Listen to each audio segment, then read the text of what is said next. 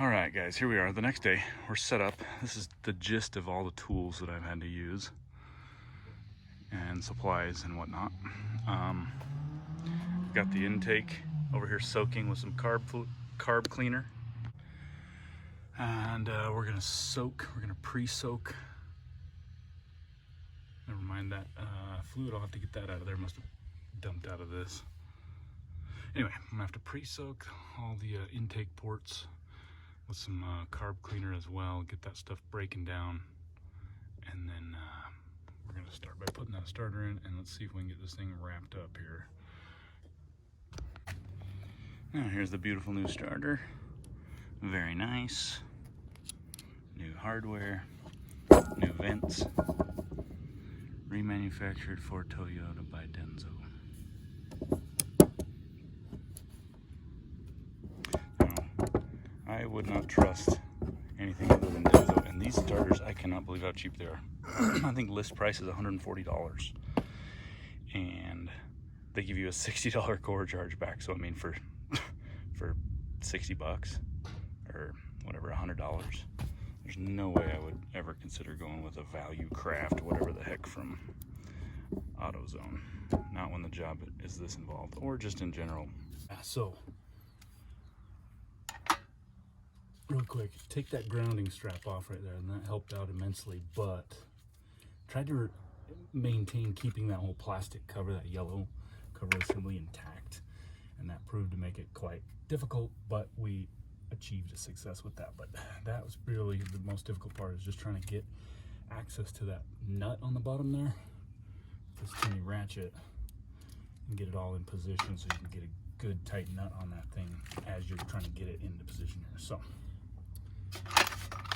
back in we go.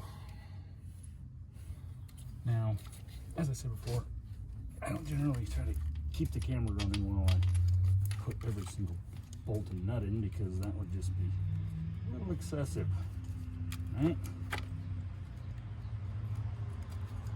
But hey, there's this UPS truck. Maybe that's my new Geolander MTs for this truck. So I'll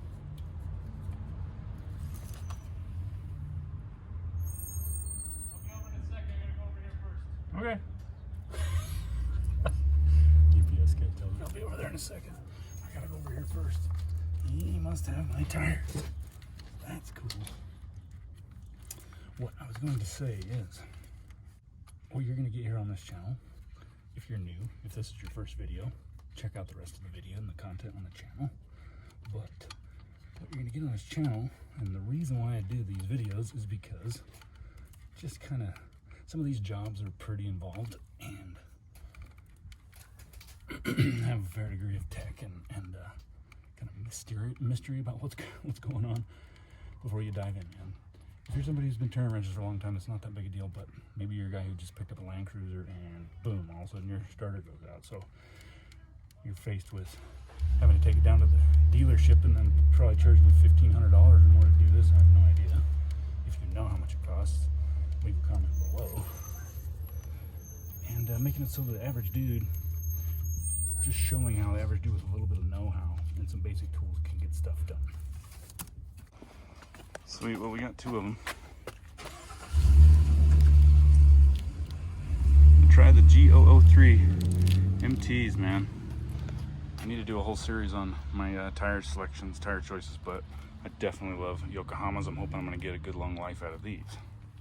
Yeah, so that's the main reason why I want to put this channel together and do all this tech. I mean, of course, it's super fun to get out there and do some wheeling and trips and stuff, and that's what the bulk of this channel should be. But man, when you got as many trucks as I've got, you know, it's a steady job to keep them all on the road. And mainly because I have two kids that drive two of my trucks.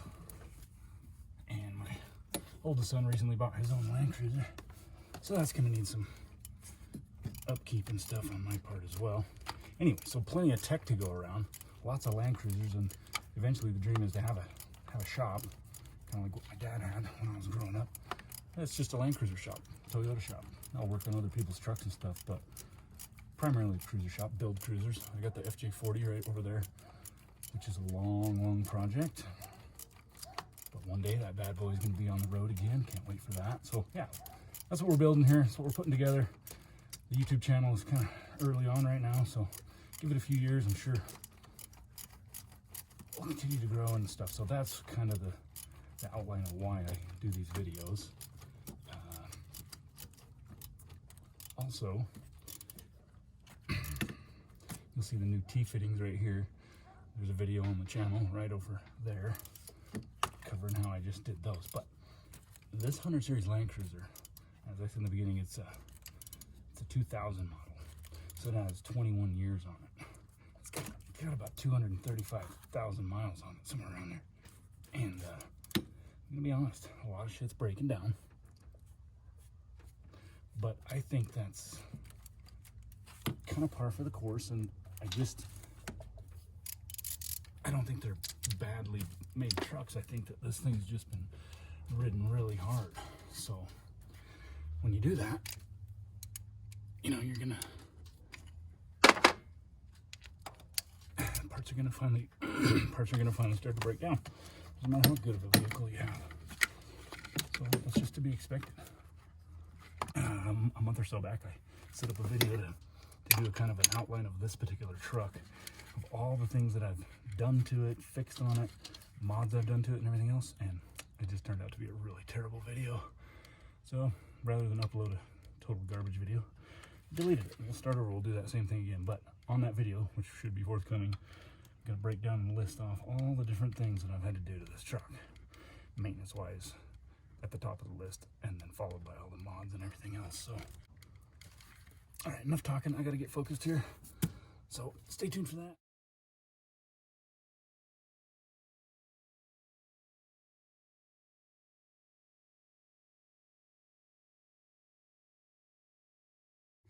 Gotta get super clean mating surfaces, obviously, right? So we got some red pads, some super fine emery cloth, scraper. Fortunately, there's minimal stuff that needed to be scraped on here, so they don't use sealant, and neither will I be. And so, as I was saying a minute ago, you know, doing work on these trucks isn't necessarily, everybody isn't necessarily suited for that. So if you don't have an aptitude for that, then you're probably better off taking it down to the shop and having somebody else that knows what they're doing do it. But that said,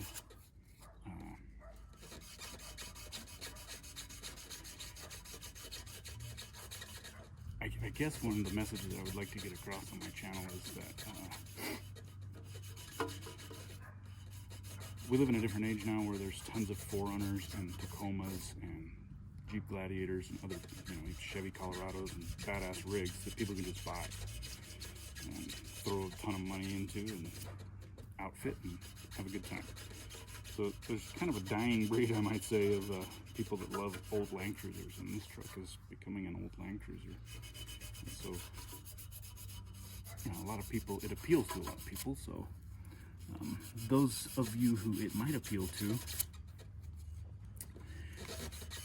just want you to know that it is definitely a labor of love to keep these things on the road.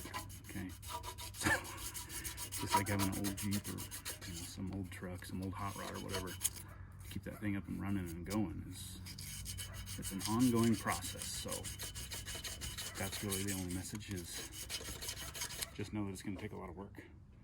So maybe buying a truck that doesn't require so much work might be better for you, but this is what you get.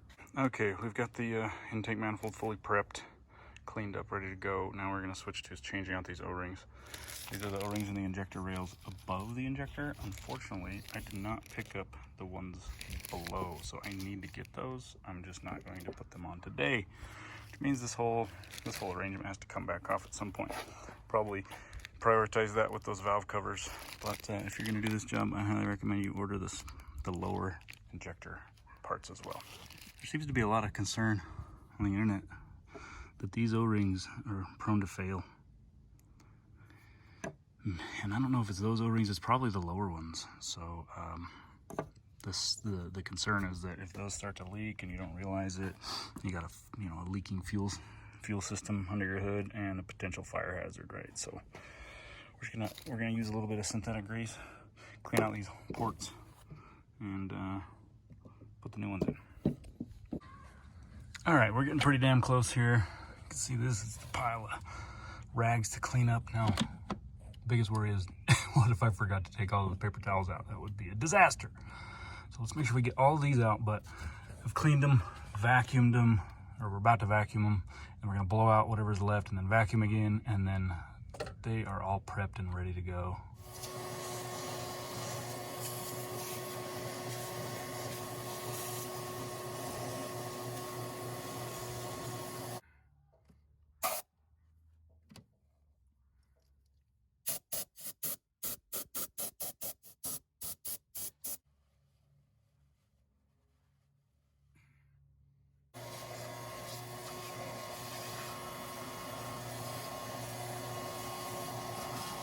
All right, now for all the cleanup of all of these fuel-oriented items, I've been using the carb cleaner. I think it helps break down fuel gunk buildup and stuff, but it'll get you by for when you're doing fresh seal surfaces, but I tend to switch to brake cleaner because this really removes all the oils. So biggest concern on here is these bolt holes. I'm gonna spray down in there, make sure those are cleaned out, free of oil.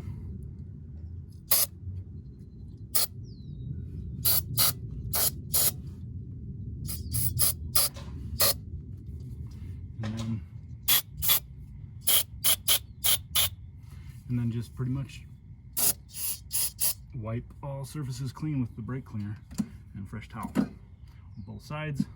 Put the gasket down and let her rip.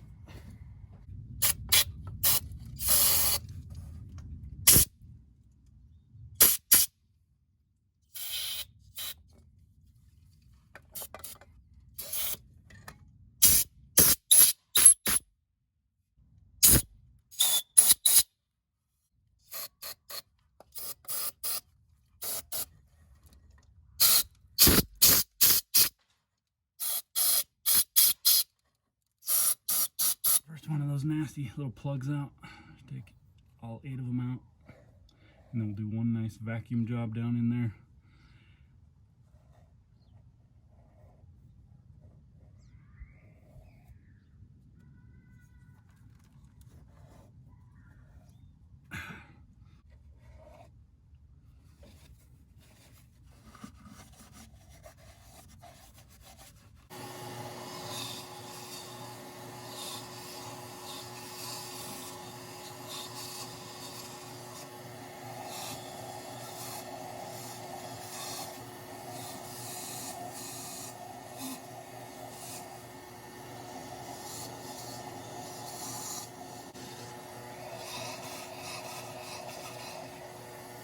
I'm gonna grab my light and give one last little inspection down inside of each of those holes, but the good news is that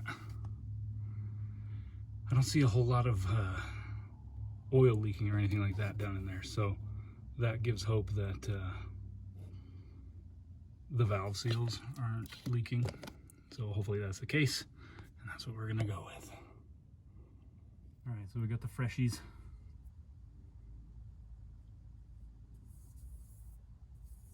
Nothing in the way.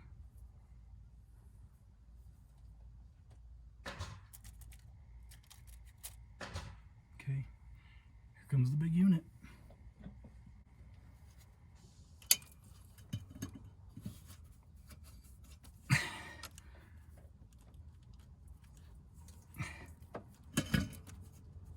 Kind of odd being how easily she came out. There we go. Fucking thank you.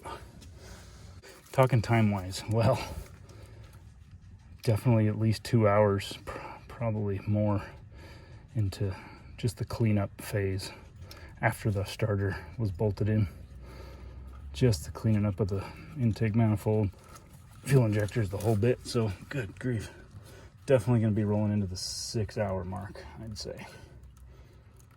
So at this point, there's really not much more to talk about. I'll just talk to you guys when this thing's fired up and running again.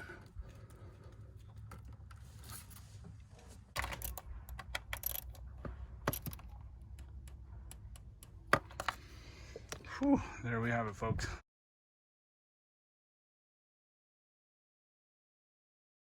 The very last bolt, besides the cover bolts. Here we are, man.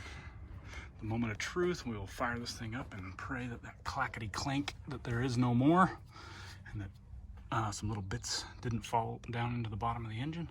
Not the engine, the flywheel area. Oh, that's gonna suck if there's some down in there. But real quick tips and things worthy of note is, yes, those fuel injectors, man. I'm concerned right now that they're gonna have a good seal. I did put a tad bit of grease on each one of those lower ones, and so now that they have kind of a new home, I'm leery of a fuel leak on the bottom, so we're gonna have to get to those soon. Hopefully it doesn't overpressurize and leak right now. What else was it? Okay, I guess the torque. Anytime you're torquing a large object like that, you know, it's generally start in the middle and work your way out. So snug, snug, snug, snug, snug, both sides, and then torque a little bit, torque, torque, torque, torque, and then same on that side, and then the last one just, you know, torque down the center one and start spreading it out on your way around. At least that's how I do it, based on following the manuals of most other vehicles. What else? Everything went back together pretty smoothly. Shit, it went back together from the time I got that manifold on to being done here, probably an hour, so not too bad at all. Let's give it a try. Hopefully the battery has enough juice.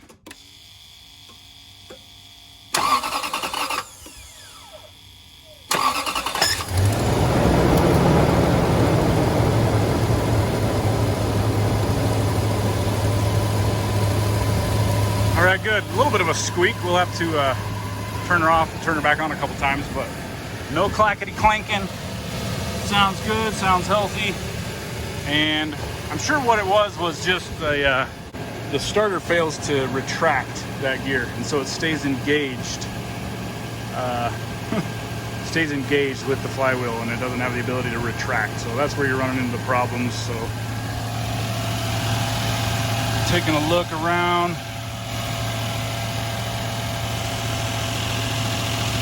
Fuel injectors don't seem to be leaking. So anyways, I'll give it a good once over, take her for a rip around the block, and call it a wrap, man. Pain in the ass, probably, I'd say at least 6 hours on this job. But hopefully it works. And we'll see you on the next one.